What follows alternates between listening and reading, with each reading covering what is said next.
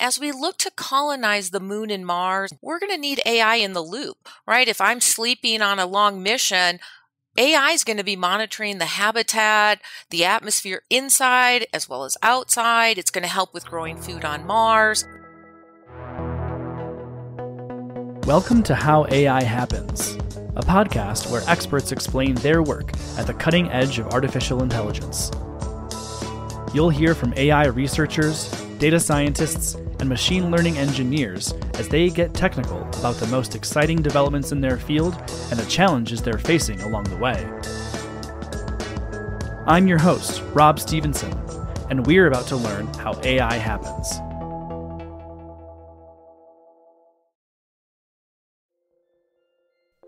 Up until now on How AI Happens, we've had a, shall we say, Earth-centric focus. So today, we're going to rocket through the exosphere and learn about AI's role in the growing space ecosystem. We are joined by the Chief Operating Officer of the Space Foundation, Shelli Brunswick. Shelli explains how the opportunity in space isn't merely exploration and interstellar travel. And she walks us through the growing tech and labor needs for space, and how AI will play a crucial role. Well, I'm honored to share with your audience that, my journey has 3 chapters. And my first chapter was I enlisted in the U.S. Air Force right out of high school. I wasn't sure what I wanted to do. I didn't have the college money and I wanted to see the world. So the Air Force offered a great opportunity to be an enlisted airman, to get stationed overseas, to learn a trade, and go to school at night. So that kind of culminated the first chapter of my journey, that enlisted time and being overseas. And the second chapter of my life started when I applied to become an officer in the Air Force, and I was selected to be a space acquisition officer, which is like space project management. And that really started me on the trajectory to where I am today. And the last 5 years in the Air Force, I worked on Capitol Hill as a legislative liaison. So it was a really exciting time and expanded my horizon, really shared the strategy, the importance of policy making, international partnerships and relations. And then the third chapter is when I was selected to be the Chief Operating Officer where I am today. That's truly an awesome journey. I didn't know that about you, that you were in the Air Force. What was kind of your early role there, your MOS, or should I say? So when I was an enlisted airman, I was in HR, so human relations. And so that was all about how do you work with people? How do you help people get to where they want to be? Training, promotions. And so those skills stayed with me then even as I became an officer, because you're leading people. So how do you help, lead people and encourage people? And ultimately, you cannot force people to do things. You really want to get them to buy in and help them be part of the journey. And that's the exciting part about space too, is how do we reach out to underrepresented groups, help them be part of this journey with us? So my early career was human relations. And then when I was an officer, I was a space acquisition person. The whole time I did space as a program manager. I taught at Defense Acquisition University, or I worked on Capitol Hill as a great representation of what the space ecosystem was. So those are kind of the 2 skills that I bring with you. And my one quote that I always share from a great mentor along the way was, it's all about relationships. And so that's whether you're in HR or in space or working on Capitol Hill, it's all about the relationships you make and maintain in life. Yeah, I love that. So true. And your background has taken you through being a veteran, through being a teacher, relations with government officials on Capitol Hill. What made you decide that you wanted this role and you wanted to focus your career on space, and particularly at the Space Foundation? Well, excellent question. When I was transitioning out of the Air Force, you have many opportunities, and going into being a project manager for space at a company was an option.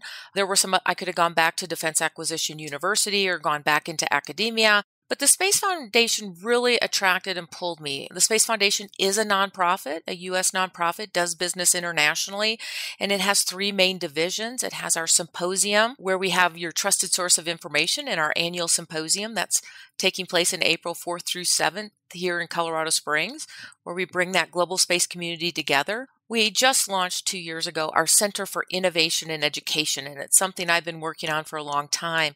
And it's really about creating lifelong learning to unlock economic development and workforce growth so that all citizens can be part of that space ecosystem, really diversifying space.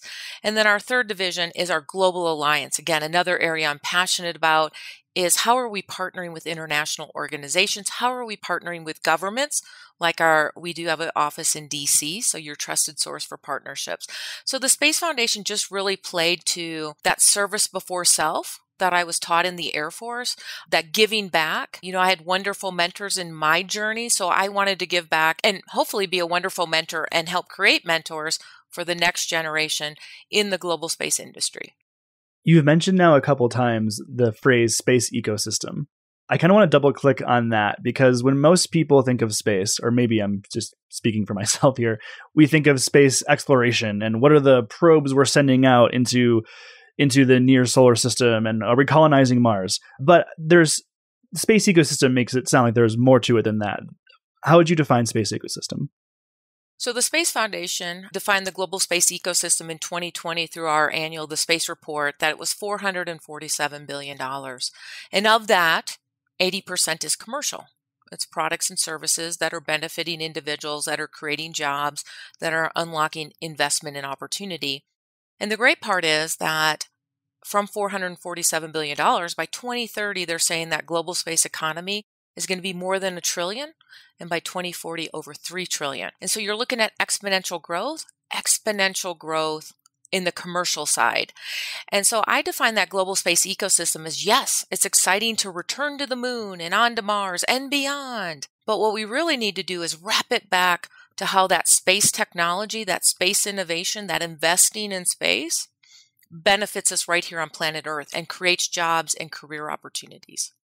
Yes, and that seems to tie in with the mission with the Center for Innovation of Education, right? And the idea that you're more democratizing access, pulling from a more representative group, spaces for everyone. How do we think of jobs that this ecosystem is going to create and put people in position to go out and get those jobs? Are these jobs like kind of across the board? Are they more technical? What do they look like? So when we think back 60 years and we think about the space ecosystem, we're thinking about a very certain demographic. So you're looking at 2 countries that were in a space race. You're looking at a STEM workforce, science, technology, engineering, and math. You're looking at white males primarily, and you're looking at a government worker. Now, as you roll that pendulum to where we are today, there are more than 90 countries operating in space, and there are more countries that want to operate in space, and there are countries that want to utilize space technology. So ultimately, every country on planet Earth now wants to participate in space in some way, shape, or form. You're now looking at, yes, we still need STEM professionals. We still need rocket scientists and astronauts, but I also need machinists and supply chain. I mean, let's think about our supply chain. Over COVID, we've realized how fragile it is. Well, that supply chain impacts not only our food source, it impacts aerospace and space and defense and intelligence and AI. We're seeing the chip shortage, the impacts it's having. Those are great paying jobs that are part of that space ecosystem now. We need artists. We need entrepreneurs. So, 60 years ago, you worked for the government or you were kind of a government contractor.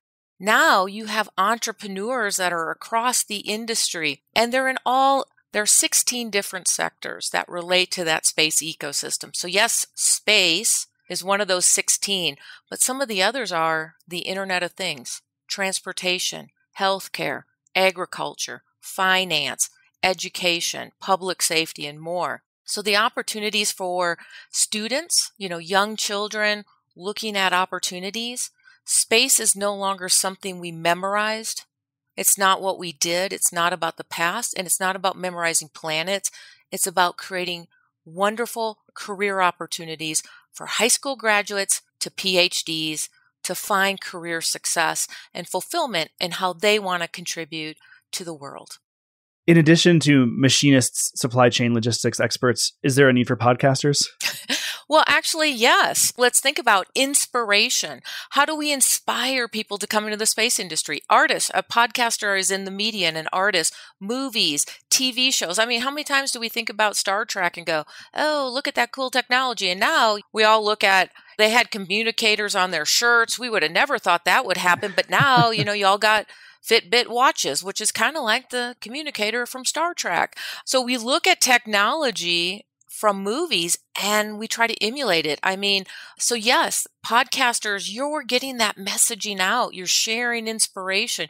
You're inspiring individuals to come look at how does AI happen? And today, how is AI and space connected? So there's a place for you in the space ecosystem.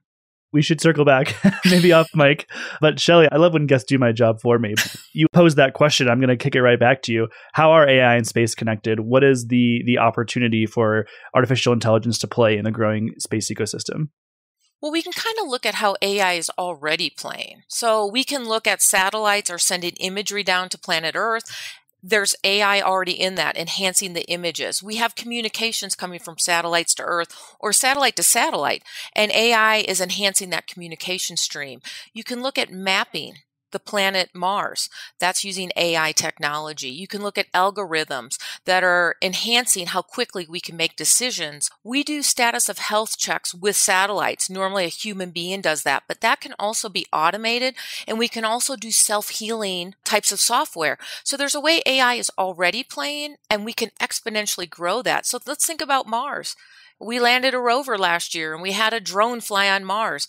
I assure you there's some artificial intelligence in there somewhere.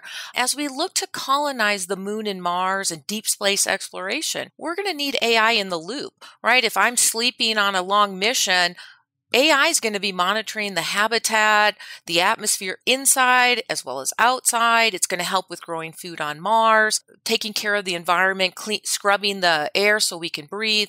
So there's a huge role for AI as we go into outer space and beyond. But we can think about some of that AI now. Let's think about GPS. I mean, how many of us think about GPS? We don't, but it is an infrastructure our entire economy is living on. GPS was put up by the US government, no charge, but it has now unlocked billions around the world. Our entire financial system is running on GPS, which is also artificial intelligence. You can also look at how GPS has created those companies that we're utilizing. You're looking at Airbnb and Uber and Lyft and all these other apps, all running on the backbone of GPS and utilizing artificial intelligence. So look at what we're already doing, and your experts in the audience probably have exponential ways to grow this. And another great place for your entrepreneurs in the audience to go is to the NASA Technology Transfer Office. There are thousands of patents that NASA has that are waiting to be commercialized. So whether they're in AI or communication or transportation or public safety, for your entrepreneurs in the audience, there's a way to go to the NASA Tech Transfer site, or the European Space Agency, ESA, has a tech transfer site.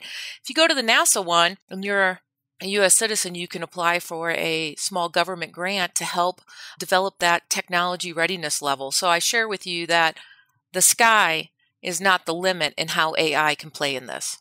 I love that. I love this notion that in addition to going beyond the idea of just exploration or sending probes out or interstellar travel, it sounds like a lot of the opportunity for AI mirrors the kind of technologies we're developing here on Earth. So in the example of agriculture, right, it's going to be some technology developed for a farm on Earth that we're eventually going to put on Mars. Is that your belief?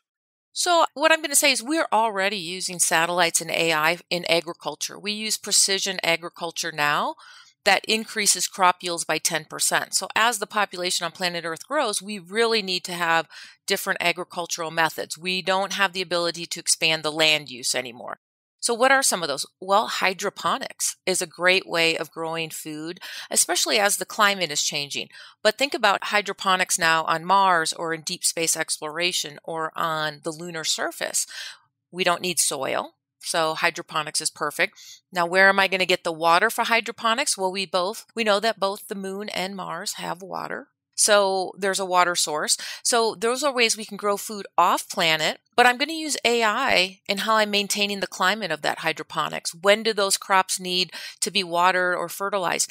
And here on planet Earth, I'm already using that precision agriculture with GPS helping to plant the crops, but I also can use satellite technology that is sending imagery down and data that's being analyzed by AI to say these crops may have a insect infestation. They need to be treated, or these crops need more watering, or these crops have something else going on.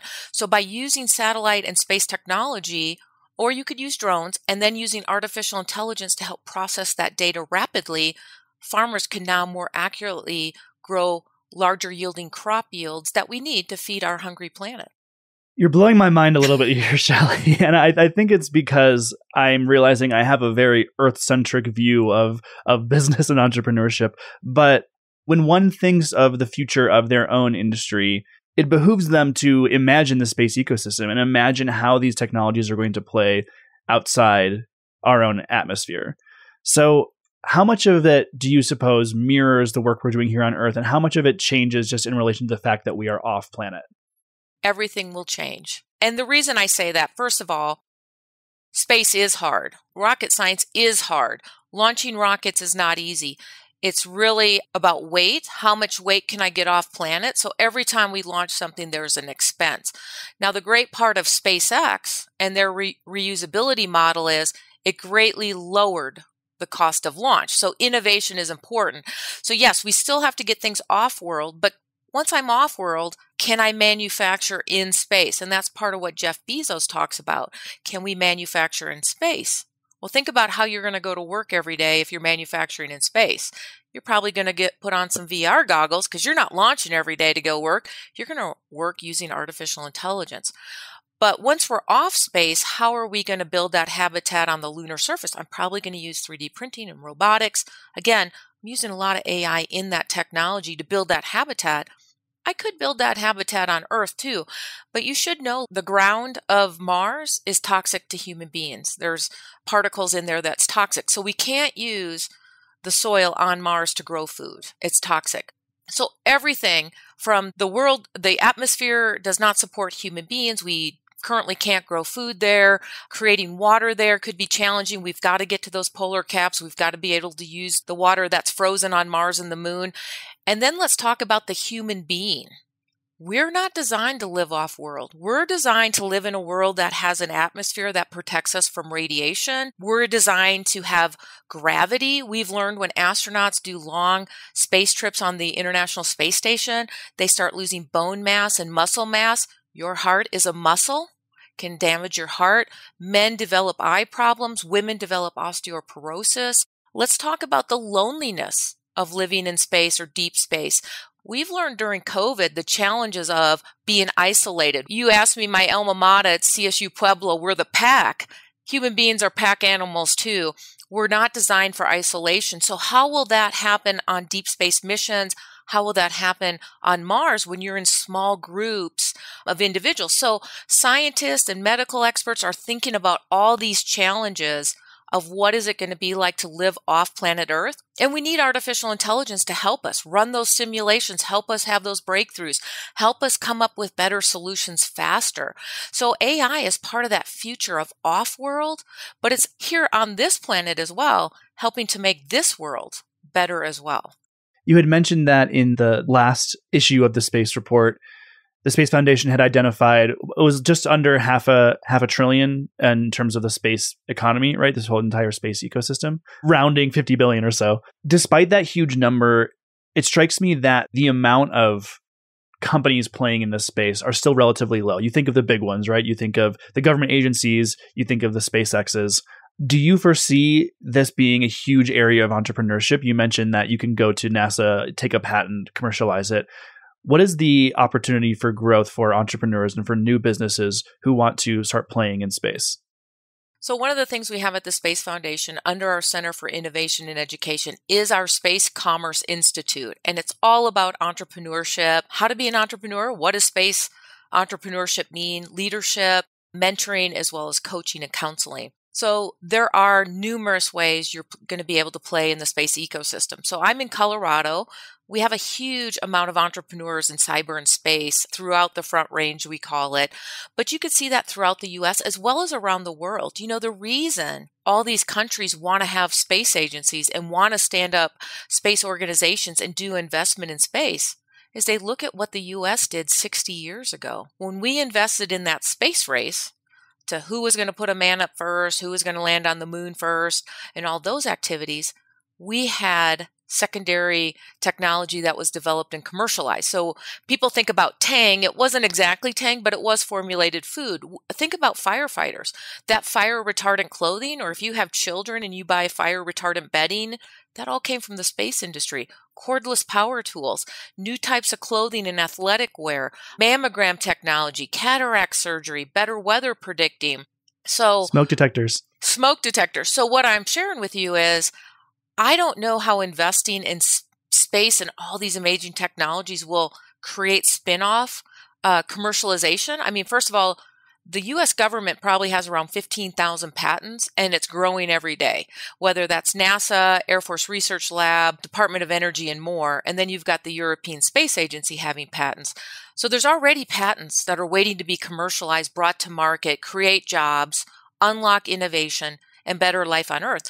But as we continue to invest in these other solutions, what will the benefits be? And I just shared one with you about, SpaceX has a different launch model of reusability that greatly reduced the launch cost. And by doing that, we've now allowed kids to create CanSats that can actually be launched on rockets, which before was cost prohibitive. So now universities can do research. Countries that maybe had very small budgets are now able to participate. There's an organization called Milo that helps universities find ways to launch experiments into space. So it's created a whole new ecosystem of helping those players that were excluded from the space industry from being part of it now.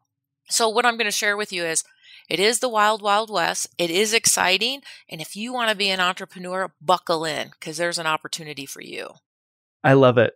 Related to that, if I'm an AI practitioner listening to this, how would you advise they go about beginning to point their own expertise and technology into the space ecosystem? Is it as simple as going to NASA's patent website and filtering for AI and machine learning? How do they start to play?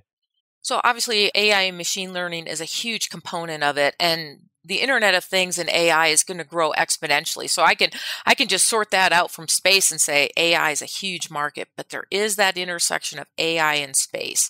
And if that's where your passion really is, one, probably your entrepreneurs out there probably have a million ideas because that's how entrepreneurs are. They have tons of ideas. But if you're an entrepreneur and you're thinking, yeah, I like AI and I like space, I always say that first place to go for ideation could be the NASA Tech Transfer Office.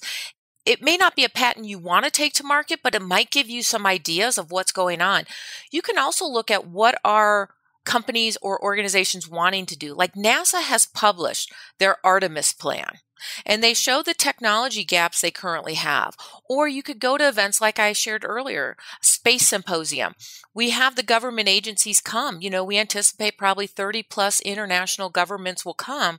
You can sit in those sessions and hear, what are those governments investing in? What are those companies investing in?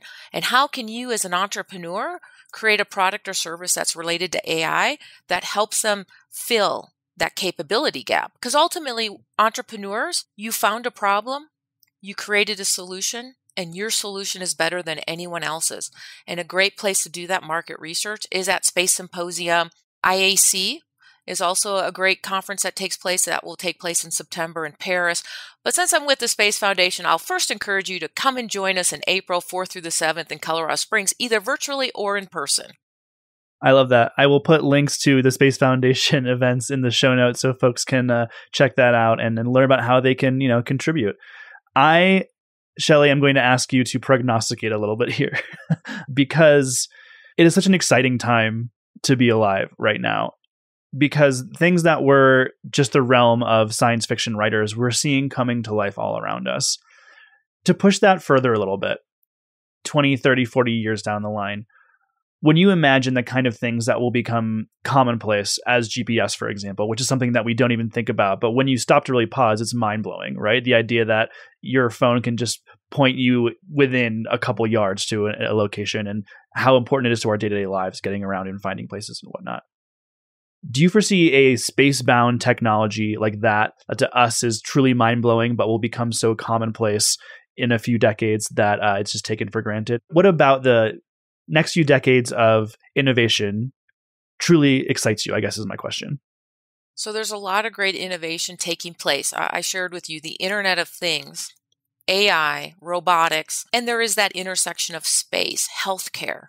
How are we going to improve the human beings in our lives? I talked about, some technology. We have the Fitbit, but, eventually are we going to have, similar to the Borg, Are we going to have interfaces? Elon Musk has come out with a brain implant interface. So will we have other interfaces that benefit our lives as maybe we age or have disabilities or other things? So what I'm going to say is, for your audience, you do have to buckle in because change is going to happen rapidly. We saw a lot of change with COVID. And so just think about that kind of change as it relates to jobs. So what that means is some jobs are going to go away.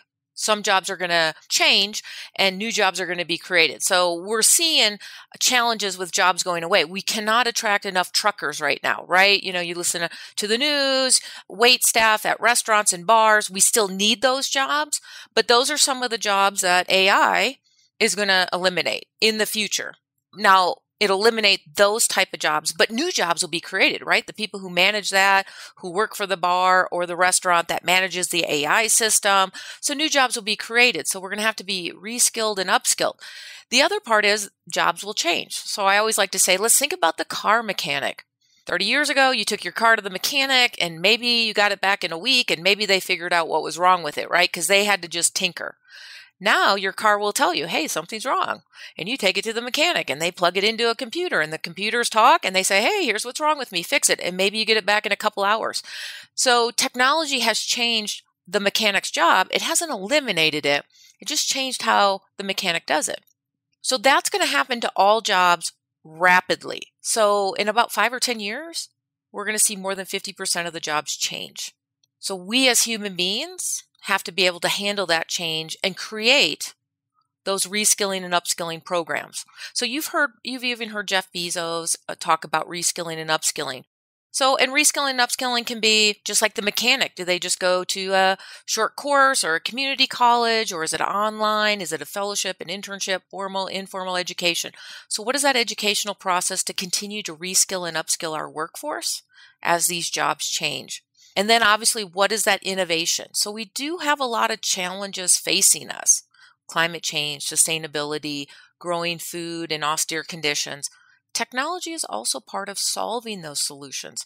So I think you're going to see a rapid amount of technology and innovation to lead us to solving the challenges we have and creating a better quality of life for humanity. And that's the goal. So are we going to be living on Mars in the future? I do anticipate that. I do anticipate we will have a lunar colony. I do anticipate we will have private space stations. I anticipate we'll have hotels in space where you can go up and hang out and do a family vacation. So I really do see a lot of the excitement that's there. But I do want to caveat that with there is going to be change and people's jobs and what they're used to. We're going to have to do a lot better with resiliency and change management and being okay with reskilling and upskilling and changing jobs and changing technology. That feels like a little bit of a scoop. The Mars colony, the lunar colony, and the inevitability of a space B&B type company. Shelli, this has been so wonderful chatting with you. I've really enjoyed this. It's been exciting and inspiring. And thank you for being here and sharing your expertise and your vision with me today. I've really loved it. Well, thank you so much. It's been an honor being with you. And just like anybody else you talk to, I'm sure they want to share with you how they see the future. And again, I think there's a place for everyone in the growing space ecosystem, even podcasters. How AI Happens is brought to you by Sama. Sama provides accurate data for ambitious AI. Specializing in image, video, and sensor data annotation and validation for machine learning algorithms in industries such as transportation, retail, e-commerce, media, medtech, robotics, and agriculture. For more information, head to sama.com.